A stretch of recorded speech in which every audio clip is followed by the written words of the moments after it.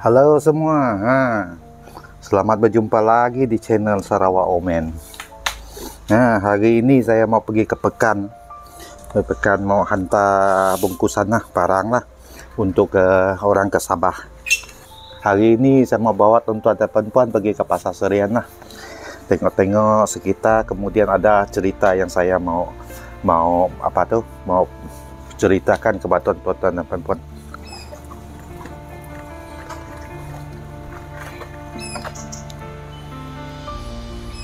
Dan inilah bungkusan yang saya mau hantar hari ini.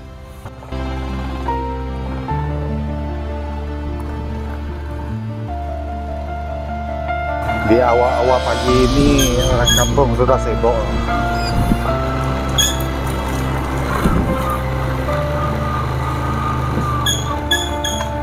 Ini kawan mau bikin kapal selam ini.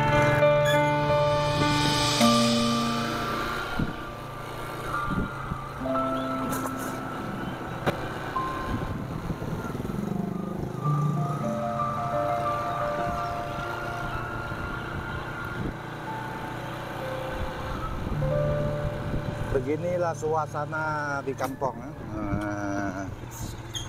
Aktiviti mereka berjalan seperti biasa.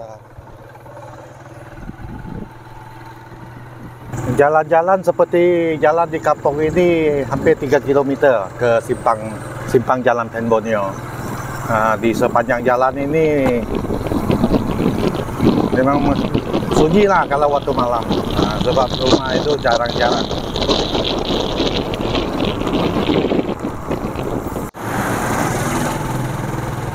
Ya kawan-kawan, kita sudah sampai ke Pekan Serian.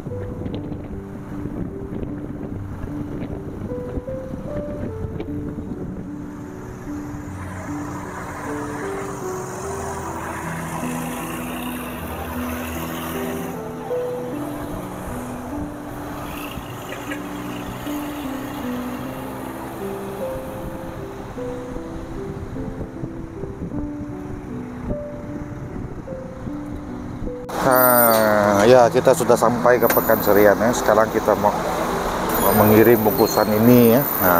Yang ini untuk pergi ke Sabah.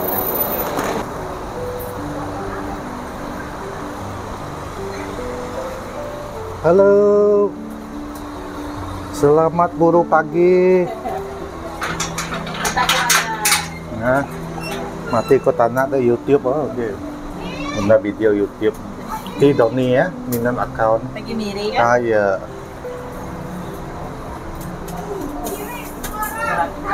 Ya, aku ngandai dia ada sapa ya. Di sini adalah kedai kopi yang saya sering kunjungi ya. Ya di sini ini namanya yang bersebelahan dengan traffic light. Di sini bermacam-macam barang sarapan pagi ada. Seronoknya kita selalu boleh berjumpa kawan-kawan yang lama.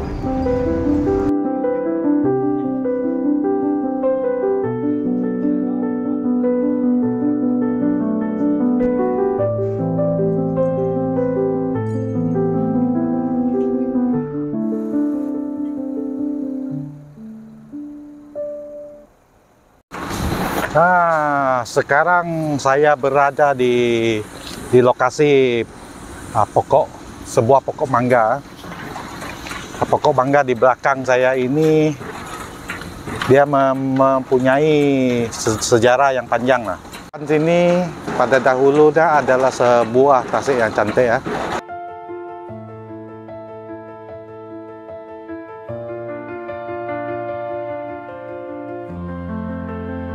sekarang dimajukan untuk akan menjadi satu buah bandar di sini.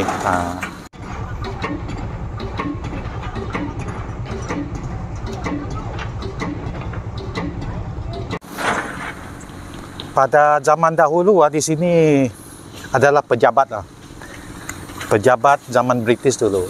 Sini pada dahulu saya masa kecil dulu sini masih banyak bangunan-bangunan lama, pejabat-pejabat lama yang dibina pada zaman British dulu.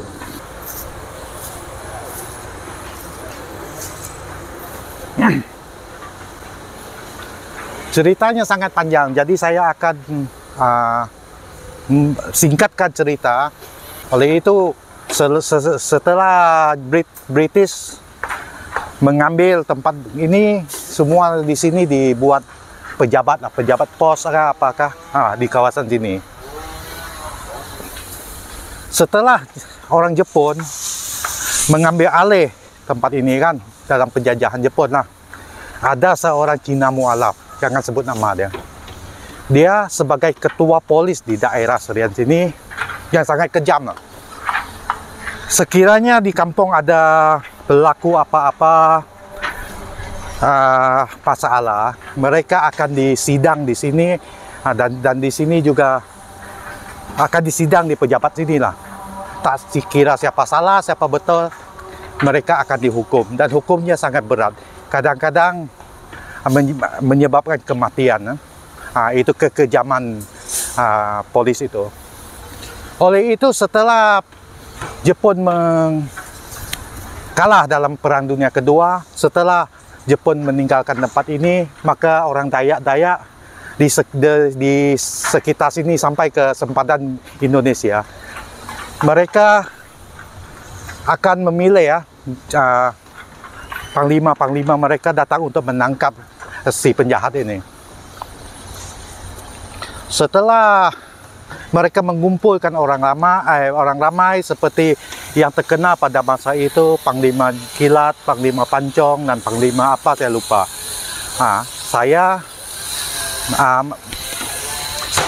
Saya berani mempercaya cerita ini betul karena dari arwah bapak saya dan juga orang-orang tua sebaya dengan bapak saya, mereka menceritakan cerita yang sama. Tak ada perubahan. Oke, kita sambung cerita balik. Dan si Cina penjahat ini, dia sebagai ketua polis yang kejam. Oleh itu setelah Jepun meninggalkan tempat ini, maka orang-orang kampung dan panglima-panglima datang untuk menangkap dia. Setelah menangkap, beliau diikat di pokok sini, diikat. Kemudian mengarahkan seluruh pasar Serian, di mana tadi kita dapat tengok kedai-kedai lama itu sudah wujud pada masa itu. Belum Sarawak merdeka. Itu masa Jepun meninggalkan Sarawak. Jadi pasar itu diarahkan tidak boleh tutup selama 1 minggu. Mereka untuk merayakan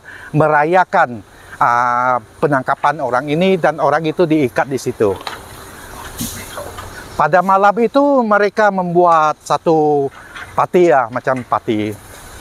Setiap orang datang, setiap panglima-panglima dan orang-orang yang diarahkan di sini berkumpul di sini dan menyaksikan, dan mangsa dan orang itu dipancong di sini, badan dia diikat dan kepala dipancong.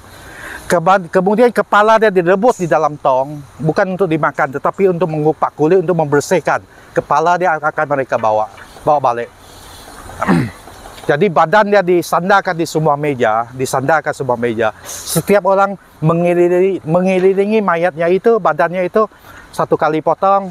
Lepas itu 1 orang lagi 1 kali potong sampai badan dia hancur. Itu kisah pokok ini. Jadi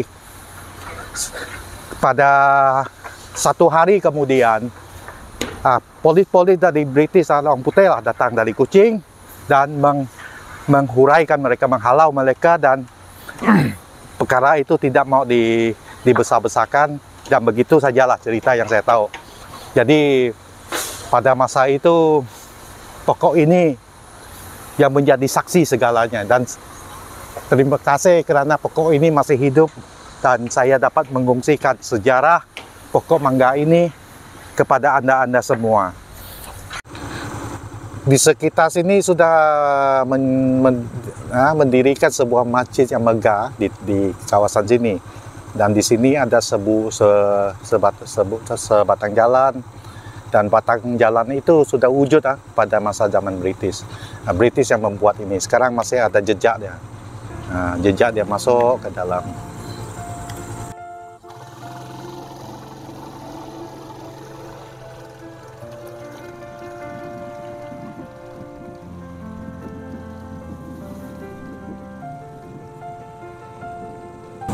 Dan ini adalah tapak balai polis. Di sini adalah tapak balai polis lama.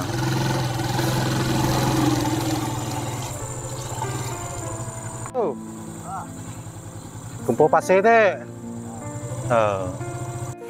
Dan di tepi masjid sini ikut jalan ini yang saya sebut jalan zaman British dulu masih wujud lagi.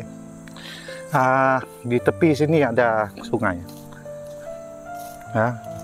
Pada zaman dahulu memang orang semua menggunakan sungai lah. Sungai menjadi tempat pengangkutan utama. Dan sini ada disebut Lubuk Dio, kerana pejabat Dio berada di tempat sini. Jadi ini disebut Lubuk Dio.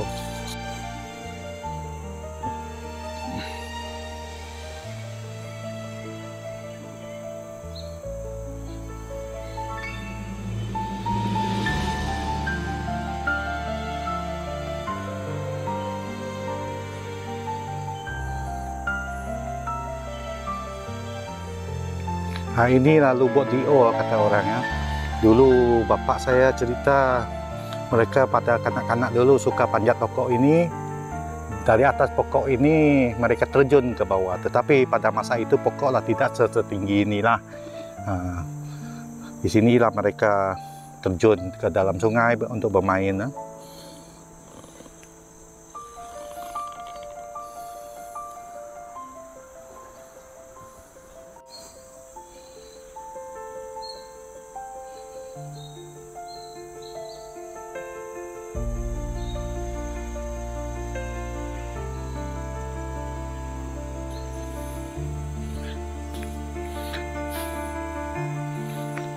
Oke lah kawan-kawan semua, kita mungkin sudah sampai ke ujung rancangan. Jadi kisah ini yang saya ceritakan tadi itu adalah kisah yang diturunkan oleh orang tua-tua dulu lah. Yang saya pasti dia benar karena orang yang banyak saya menjumpai menceritakan cerita yang sama. Jadi banyak orang yang tidak tahu dan boleh sharekan video ini kepada kawan-kawannya mengenai sejarah di Serian sini. Oke kawan, kita sudah sampai ke ujung rancangan. Maka kita berjumpa lagi di episode yang akan datang. Kalau suka channel Sarawak Ongmen, sila subscribe dan mengikuti seterusnya. Oke, jumpa lagi. Bye.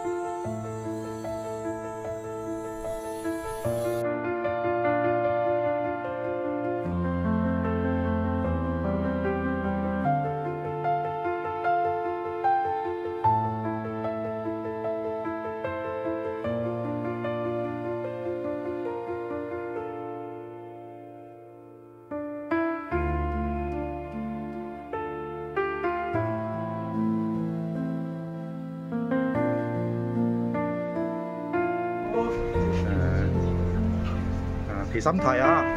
Thì sắm thời là Thì sắm thời. đấy là điều